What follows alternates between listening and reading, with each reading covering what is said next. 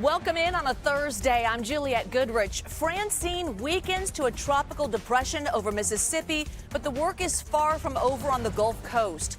Thousands still in the dark with flooding in Louisiana. Plus, it's back on the campaign trail after a brief break. We're live in those swing states with Kamala Harris and Donald Trump taking their message to you. This is CBS News 24/7.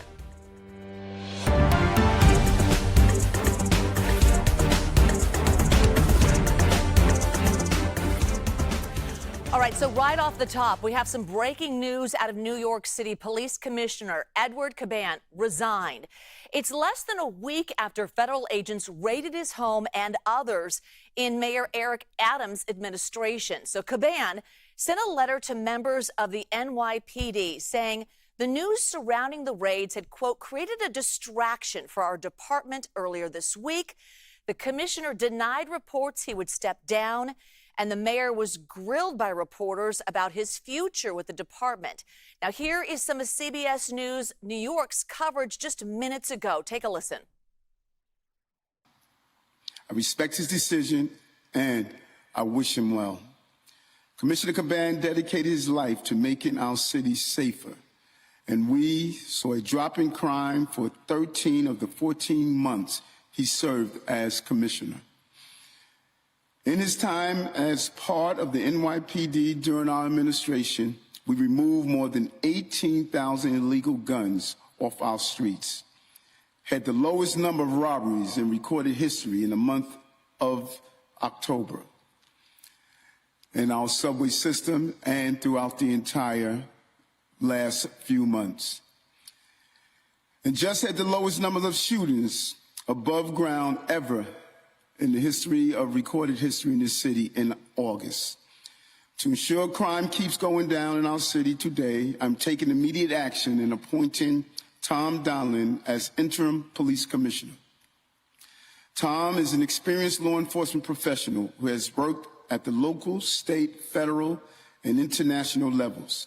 He served as New York's director of the Office of Homeland Security, ran the FBI's National Threat Center and the FBI NYPD Joint Terrorist Task Force, and worked as the cold case agent investigating the 1993 Twin Towers bombing, as well as the attacks in U.S. embassies in Africa and the USS Cole in Yemen by Al-Qaeda. He is also a Bronx native. Tom joins a team at One Police Plaza that is relentlessly dedicated to public safety and protecting New Yorkers. That is why New York is the safest big city in the world and why it will continue to be. I thank incoming Commissioner Donlin for stepping in during this critical moment. As always, the men and women of the NYPD have my gratitude for their dedication and professionalism. I thank them for their command and their decision-making as we move forward, and for continuing to service that they deliver to all New Yorkers. Thank you, and God bless our great city and a bright future ahead. Thank you. Okay, we've just been listening to a press conference with Mayor Adams. He announced the resignation of the police commissioner, and he has just talked about the incoming commissioner, who is going to be Tom Donlin. He's described as an experienced law enforcement officer, New York Director of Homeland Security, FBI's Joint Terrorist Task Force, and he is from the Bronx. Let's now go to Marcia Kramer, who has been covering this all week long, to get the latest from her. Your reaction, Marcia? Well, it doesn't come as a surprise to me that they would announce somebody from outside the department. I have been hearing all week from various people who know about the inner workings of not only the probe, but about the NYPD, and that the U.S. Attorney and the federal agencies that have been involved in the investigation wanted the next person that's going to run the agency to be outside the department. And so in picking Tom Donnellan, that fills the bill. It's somebody who has a lot of experience in law enforcement, not necessarily in law enforcement in the NYPD, but has a record of being able to deal with terrorism. Now, this is very important because coming up, the NYPD has to focus on a number of terrorist incidents, a number of possibilities for terror attacks where they have to try to protect the city. It's not only the UN General Assembly and the Jewish high holidays, but remember, October 7th is the anniversary of the attack in the Middle East by Hamas. And there's also concern, since many times terrorists like to strike on anniversaries, there's also concern that something could happen here around those dates. So appointing somebody who has a lot of experience in terrorism is a wise decision on the part of the mayor.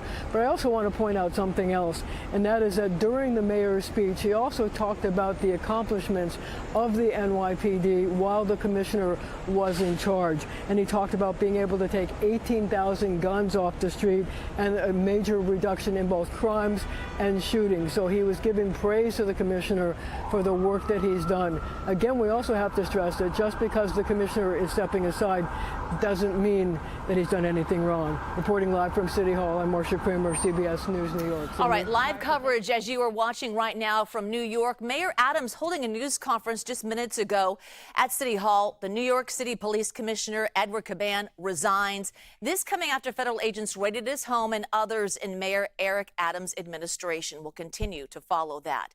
And the breaking news doesn't stop there. Our video feeds take us now to Springfield, Ohio, where City Hall will stay closed after a bomb threat. So the city was alerted of a bomb threat from an email just this morning. It forced them to evacuate the building. Springfield has been in the news this week for the claims former President Trump made about Haitian immigrants eating pets. We want to make it clear we don't know if the bomb threat is at all related to this. CBS News Colorado has also been on top of breaking news of a shooting there. We've learned a suspect now in custody after a shooting at an apartment complex. This all happening in Broomfield, north of Denver. And hostage negotiators are working with the suspect. They've been working with the suspect for hours until he was finally taken into custody. All right, let's turn our live feeds, taking us to Southern California, where you might have felt an earthquake not that long ago. It was a preliminary 4.7 quake. It rattled the Los Angeles area at about 7:30 Pacific time. It was centered about 4 miles north of Malibu. We're told no reports of any injuries. This comes as raging wildfires continue to ravage the West. Nearly 6,000 first responders struggling to control 16 active fires in California. So we're live near the front lines coming up. But first, we want to take you to Vicksburg, Mississippi, just west of Jackson. Francine is now a tropical depression over that state after it slammed Louisiana as a Category 2 hurricane. So live pictures now showing you that area. Let's go to meteorologist Jessica Birch for the latest on what is now a depression.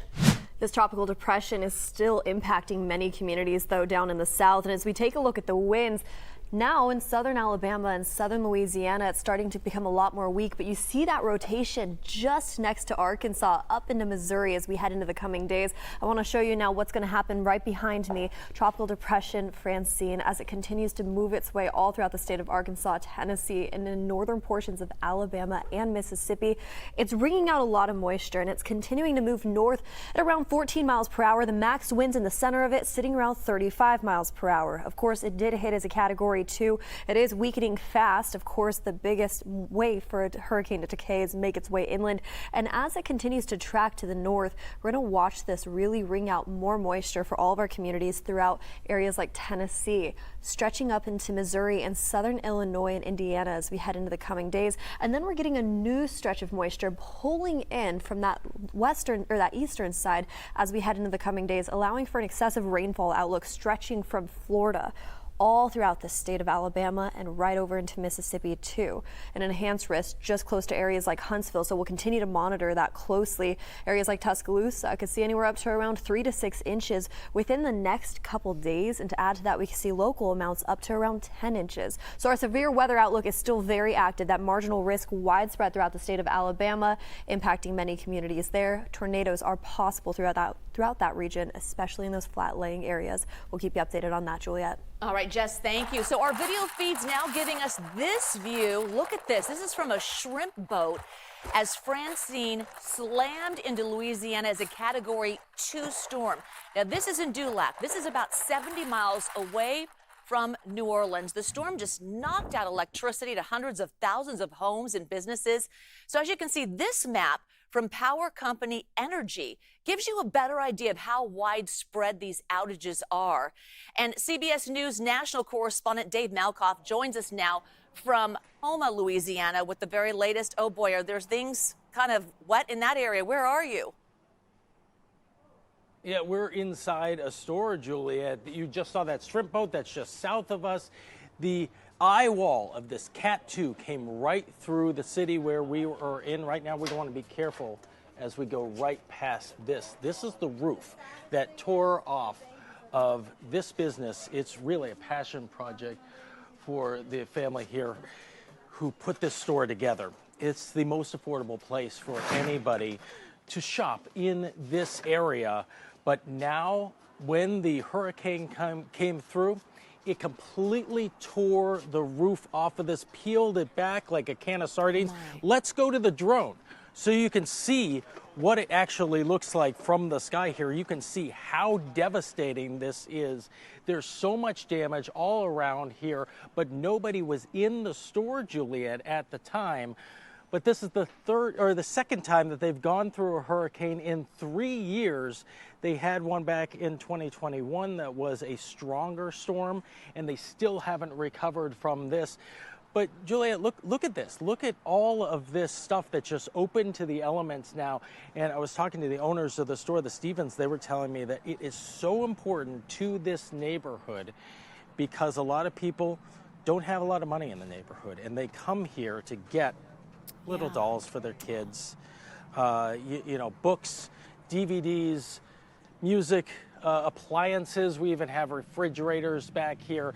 So these are the kind of things that folks get in this store. This is called the Junk in the Trunk store. That's what they call it. But it's gone now. And they're just moving everything they possibly can. Dan the Junk Man is moving everything he can into a box truck, moving it out of here, and he has no idea what's going to happen next. These stores don't just come back to life after a hurricane, neither do homes that are destroyed or flooded roads. Maybe someone lost their car or got flooding in their house. It's going to be a while here. Dave, I'm speechless. When you walked us through that, I had no idea you'd be going through the store and then showing us the outside and that roof. And then, you know, it's cliche, but it is the calm after the storm. It's beautiful there today, and lives are not lost there, but there is a lot of cleanup. There is, and let me show you some of the things that are left behind here that are collector's items. Like the one guy, he had all these Godzilla figurines, and some of them are from the 80s. That says KB Toys. Remember that from the 80s? There are these original Kiss memorabilia. Oh, wow. So he says that people come into this store ranging from almost homeless to driving $100,000 cars. And so it brings all sorts of people from all sorts of walks of life together. It's a really, really special place. And it's been tough for the folks who run this store to see this all go away. Not just because of the stuff, Juliet, but because of the community that is built here. There's so much character in that store in itself and keepsakes. I can't help but think that it is going to drive a lot of people there just to come and purchase and help them out again. Because things still aren't lost. They can still be purchased and taken home so they can help the community. They absolutely can. And Samantha, I know that it's hard for you, and she doesn't like being on camera. But I know it's hard for you to miss your customers that you won't see again, maybe because the store is destroyed. Right. That is the hardest part for sure. That's, I think, the thing that upsets us the most. Is you saw my favorite customer. Were you here? Yes. Can we talk to her? Love her. Yeah. So anyway, that's what we miss. And we're not sure what we're going to do. However, I guess we'll make a decision within the next couple of days. But our customers is definitely, this is what this is all about, for sure.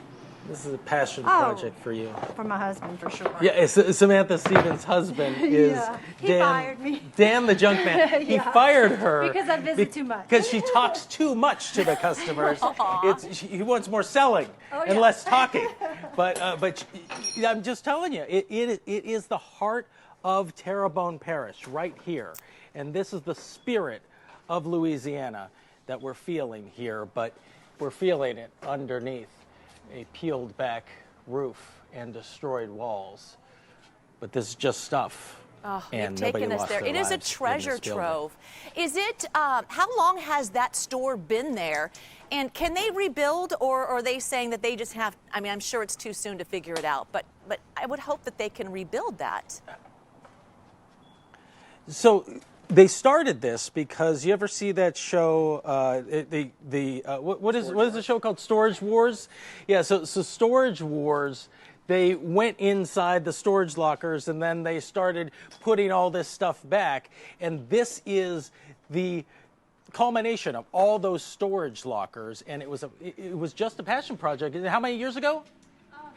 5 years. So 5 years they've been here, but yeah, nobody knows if it's going to open again. We just know that we're moving everything into storage from here, from storage to storage. Someone spotted that KISS memorabilia. They'll be there in a second to get that, and things that we're spotting right now. Dave, thank you for taking us there, and please thank her for talking with us today. Appreciate it. Okay. All right, let's take another look. We're going to take you from Louisiana, this time to New Orleans. So we're going to show you kind of all of the water there and the damage that's been happening in that area. And as you can see, I mean, Francine flooding streets, and you just can't drive in the area currently in certain parts of it. Obviously, we're giving you this view just to show you, but it just wiped out so many areas. And as in Dave's live shot, you can see exactly the destruction it did to stores that have been there forever. So quite the cleanup going on right now. All right, turning now to a growing battle on Capitol Hill over the future of the government spending bill. House Minority Leader Hakeem Jeffries is calling on Republicans to work across the aisle to keep the doors open. Take a listen. Once again, we find ourselves at another fork in the road. Extreme MAGA Republicans want to shut down the government because they are determined to jam Trump's Project 2025 down the throats of the American people and enact extreme cuts to veterans, to Social Security, and to disaster relief in a manner that will hurt the American people. We are simply asking traditional Republicans to partner with House Democrats in a bipartisan way to find the common ground necessary to avoid a Donald Trump-inspired extreme MAGA Republican shutdown. That's not too much to ask. CBS News congressional correspondent Nicole Killian is on Capitol Hill with the very latest. So you were at Jeffries' press conference today. What is the path forward, Nicole? Well, I think that's a big question here on Capitol Hill, as it often is every time we deal with these government spending fights. But look, in Hakeem Jeffries' view, he believes that this has to be a bipartisan effort. So does Senate Majority Leader Chuck Schumer. They primarily just favor a clean continuing resolution or a clean bill to continue funding the government. The minority leader didn't specify for how long. He suggested potentially through the calendar year, but certainly we know the proposal that was on the table was for 6 months through next March. But the sticking point, of course, was the fact that it had this so-called election integrity bill attached to it, the SAVE Act, and that couldn't even garner enough support among rank-and-file Republicans, even though Speaker Johnson put it forth. So that's why he pulled that package back. He says that he is continuing to have have conversations with his members, but unclear if he will put forth some modified version of those two bills, the spending bill and election bill again, or if he will concede and move forward with just a spending bill alone. And Nicole, we know that happening right now, the Secret Service meeting about the Trump assassination attempt. So what can you tell us about that, what the Secret Service is doing in terms of efforts there? Well, the Secret Service director is briefing members here on Capitol Hill, both in the Senate and the House this afternoon. And of course, as you are well aware, there are a number of congressional investigations into that assassination attempt against the former president. So this is part of those ongoing efforts to continue that probe. Of course, it was just a couple of weeks ago that the Secret Service, the new Secret Service director, was up here on Capitol Hill acknowledging that that assassination attempt was a failure on the part of his agency. So this is an opportunity for members to ask questions, to get briefed on the latest with respect to the investigation. We are at some point expecting some of these committees, including one Senate panel that's been investigating this, to put forth a report as soon as the next couple of days. All right, and Nicole, while we have you, I want to play that sound from Attorney General Merrick Garland from his address to the Justice Department employees earlier today. Let's take a listen and we'll check back with you. Our norms are a promise that we will fiercely protect the independence of this department from political interference in our criminal investigations. Our norms are a promise that we will not allow this department to be used as a political weapon. And our norms are a promise that we will not allow this nation to become a country where law enforcement is treated as an apparatus of politics. Through your work, you have made clear that the Justice Department will not be intimidated by these attacks.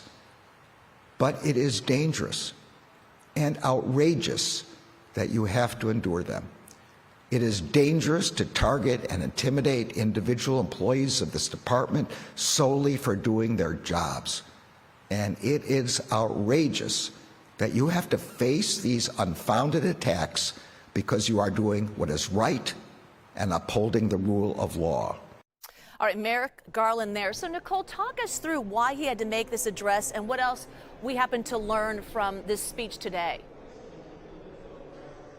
Well, this was an opportunity for him to brief rank and file employees at the Justice Department, and it comes as, just like we've seen here on Capitol Hill, these threats against prosecutors, against members of the Justice Department increase in light of the political climate. That is something that is a very acute issue for lawmakers here on Capitol Hill, who have also seen an increase in threats against members and their staffs. We've certainly seen increase in security here on Capitol Hill over the last couple of years, particularly in the wake of January 6th. And of course, the Justice Department is no different, considering that they are dealing with a number of high-profile cases, these special counsel investigations into not only at one point President Biden, but also into former President Trump.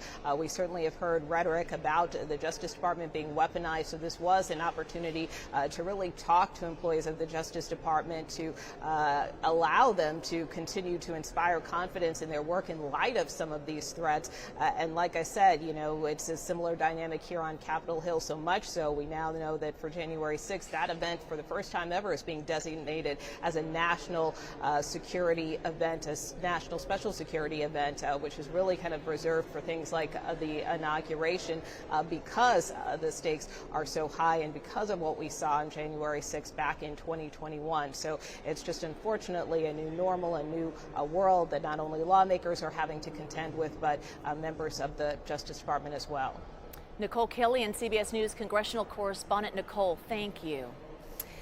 Coming up, we have new details about the man suspected of starting the line fire in San Bernardino County. You're watching CBS News 24/7.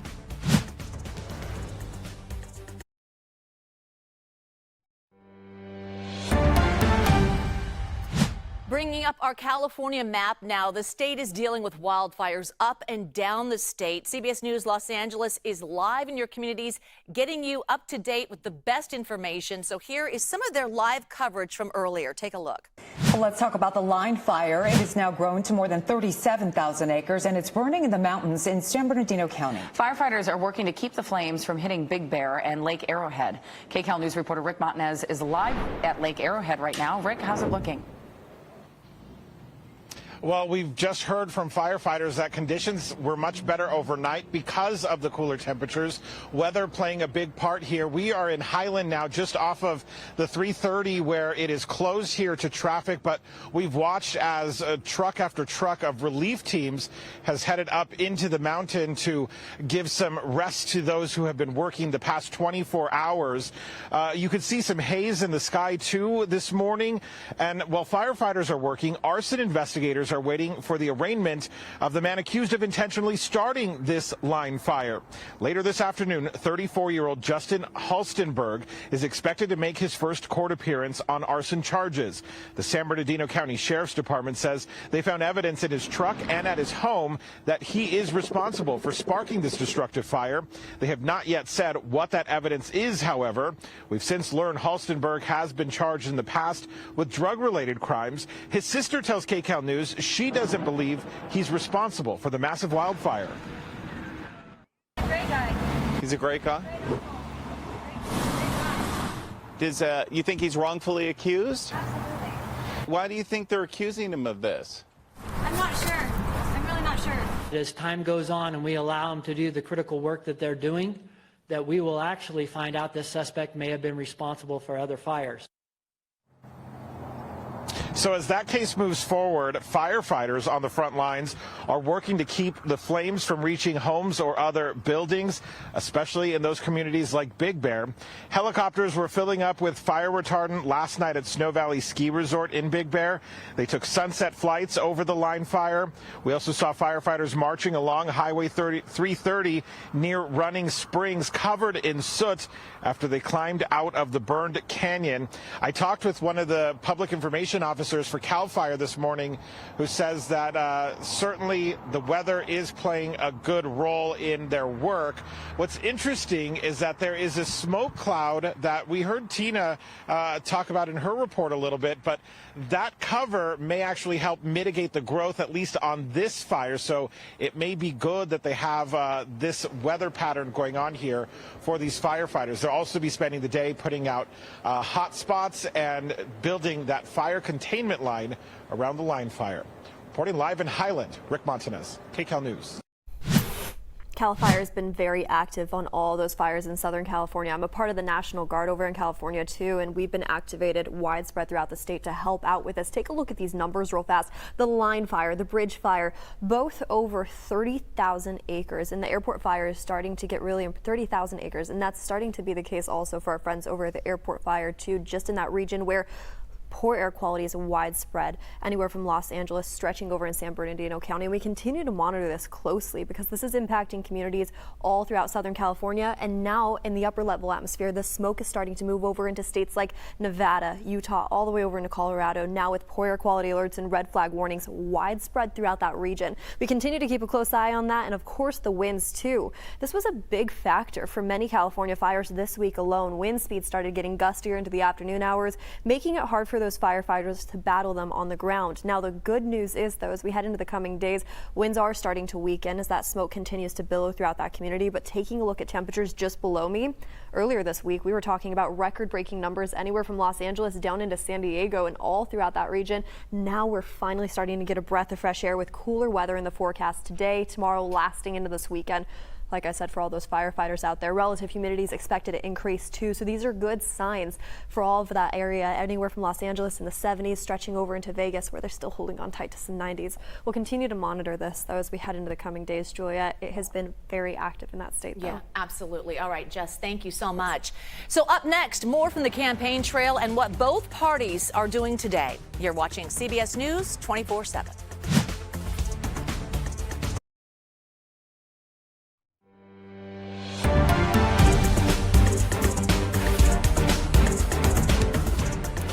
Vice President Kamala Harris back on the campaign trail today. Just moments ago, she left Joint Base Andrews to start her tour in the battleground state of North Carolina. She's expected to deliver a speech in Greensboro in just a few hours. And that is where we find CBS News political reporter Aaron Navarro.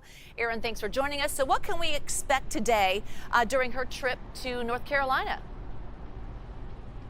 Juliet, good to be with you. She is going to start the day in Charlotte, North Carolina, where she will give remarks at the rally there before ending the day here in Greensboro and then returning back to D.C. before hitting the trail again this weekend.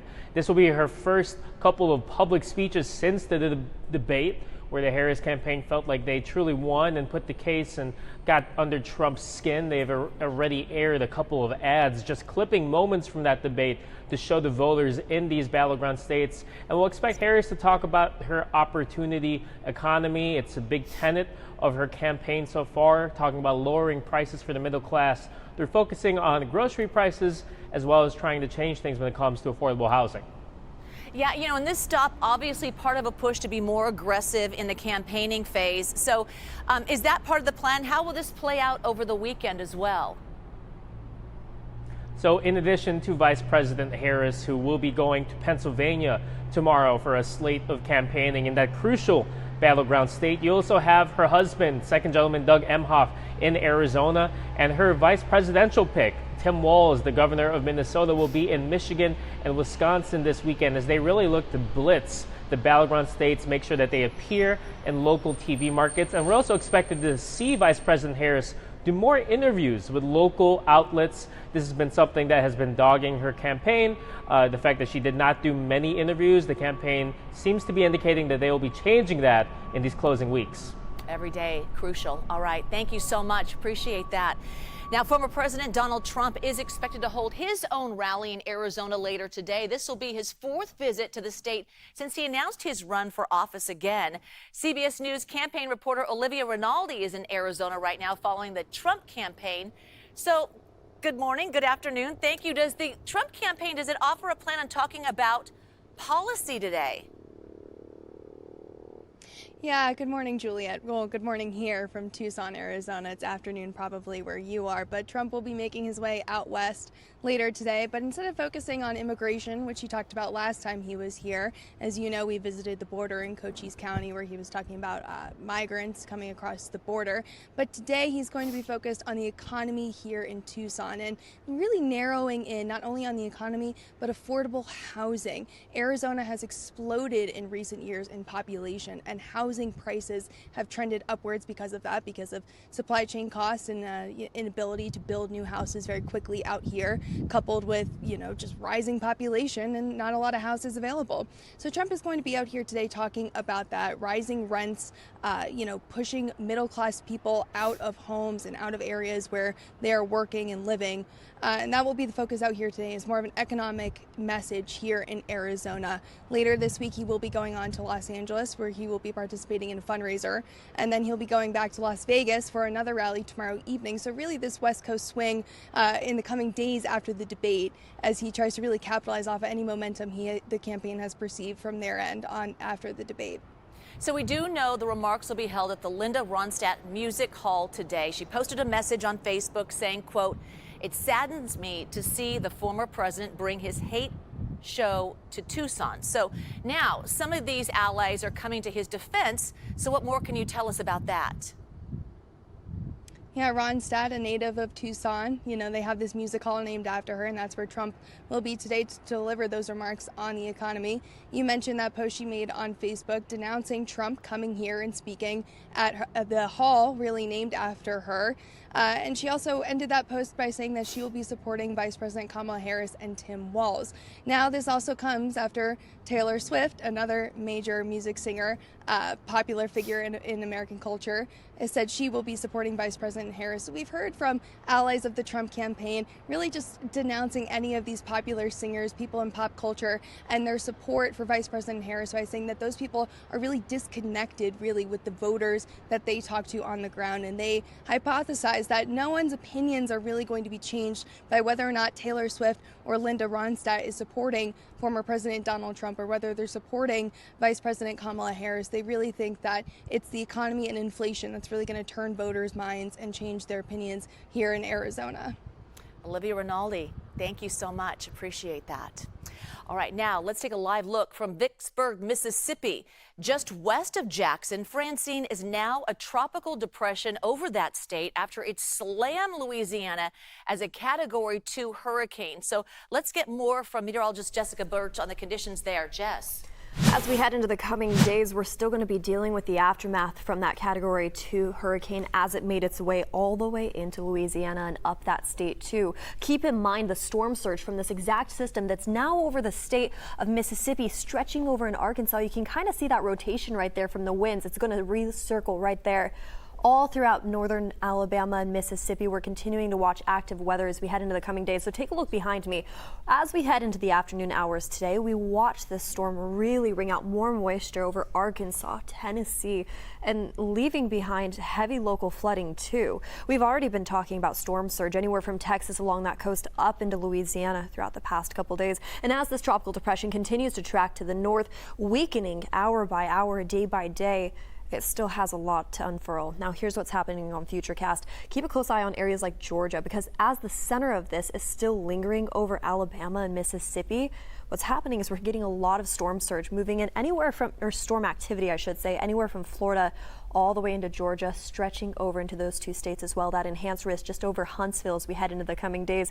Just north of Huntsville, actually, we're also keeping a close eye on areas like Russellville and Columbus, where we could see close to around 7 inches of rain throughout the next 48 hours. This is an active storm that's still continuing to impact many communities with a marginal risk for our severe weather outlook all throughout the state of Alabama and chances of damaging winds and potential tornado activity too. We'll have more on that in a bit. For now, over to you, Juliet. All right, Jessica, thank you. Louisiana is now beginning the process of assessing the damage left behind from Francine.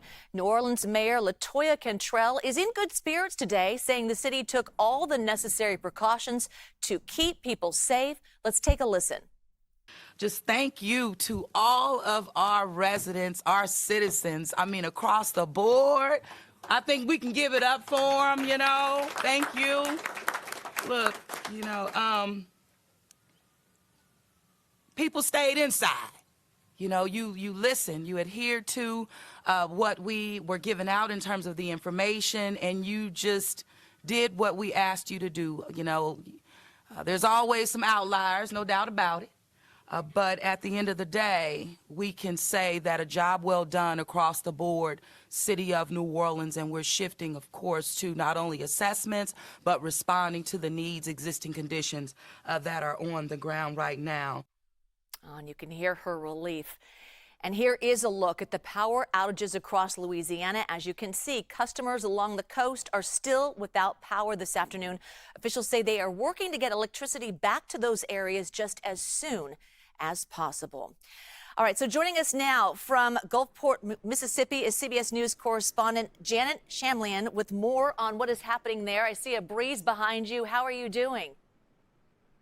Hi, Juliet. Well, yeah, we had a big day here in Gulfport yesterday, and in fact, we set a one-day record for the amount of rain that's been in existence for about 20 years, more than 4 inches of rain here in one day. You can see it's not a typical beach day here in Gulfport. A little rough seas out there, although look in the distance, blue skies there. This weather has moved north, as your meteorologist was just talking about, and further to the east as well in places like Alabama and Florida and even Arkansas, Tennessee. There's a concern right now for riptides, right? That is the issue, because people think that the storm has passed, and while it has, the waters are still very rough. So not just here in Mississippi, but all along the coast. And for the next 48 hours or so, we are in a period of dangerous riptides. There wasn't a lot of damage here across the state, only 64,000 outages of 3 million or so people in Mississippi. As you heard, Louisiana had some 400,000 outages, but those are slowly coming back online as well. But authorities here say they came through it as well as they could. We were on the dirty side of the storm. It just didn't reach this far to the east. Juliet?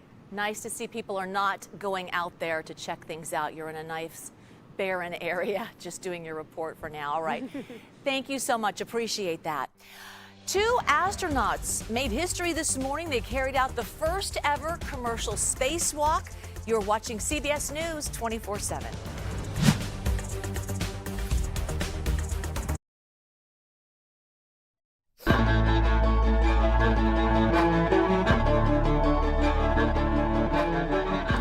CBS News Eye on America keeps us telling your stories in your neighborhoods around the country. As we move closer to the November election, we will take a closer look at the effect of the lies and threats on the people who run our elections. It comes as former President Donald Trump continues to make false claims that the 2020 election was stolen. CBS News national investigative correspondent Stephen Stock has more from Pennsylvania. In Luzerne County, Pennsylvania, the job of overseeing elections is getting tougher as critics are getting nastier. People want someone to be executed. Supervisor Emily Cook's short tenure has been a rocky one. I was the subject of a comment that said I should be drawn and quartered. Just ask her boss, County Manager Ramilda Crocomo. We should be thanking people like Emily. Don't threaten them, thank them.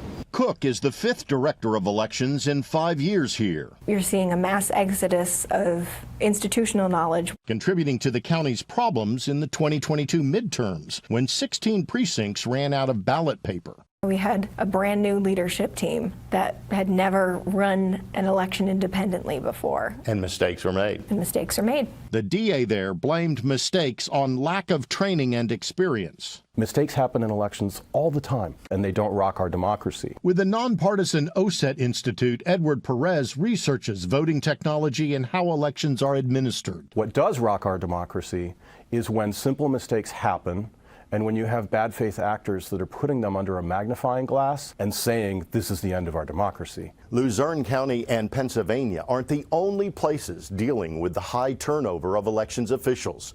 CBS News analyzed data from around the country, and we found that compared to the last presidential election, 36%, more than a third of all elections officials, are new. It's always a little bit of concern when there are new people. Republican Cameron Quinn supervised elections in Virginia and thinks change and new blood can be a good thing. You can have election officials who have been there too long and aren't really up to doing the job. The next person brings in strengths that were not the strengths of that person. Whoever's in the job must bring transparency, says Texas Democrat Dana de Beauvoir, who ran elections for 36 years. We definitely want to make sure that we've got as open a door as possible, transparently. Let the sunshine in. Let voters see what's going on. In Wilkes-Barre, that's exactly what Emily Cook and the county manager are doing. I think what we have to do, especially for this election, is come out and say what we're doing and explain why we're doing it. And it makes everyone know that our elections are secure.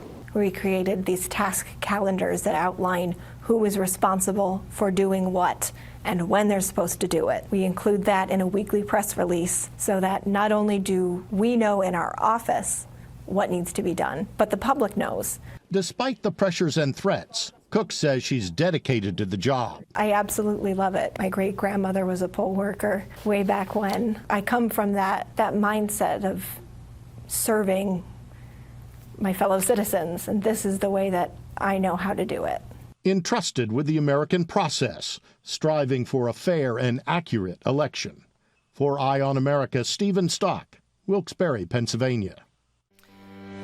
North Dakota is the latest state to have its abortion ban reversed. A state judge rejected the restrictions, saying the perimeters were too vague. He went on to say North Dakota laws create a fundamental right to access abortion before a fetus is viable. We're following breaking news from Minnesota, where 12 students have been sent to the hospital after a driver crashed into a school bus. And deputies say none of those kids have life-threatening injuries. The driver was airlifted with serious injuries, and the extent of the bus driver's injuries are unknown. We will continue to monitor this situation and update you as we hear more. Disgraced Hollywood producer Harvey Weinstein is facing new sex crime charges in New York. Prosecutors announced the grand jury indictment earlier today, but the details remain sealed until his arraignment on September 18th.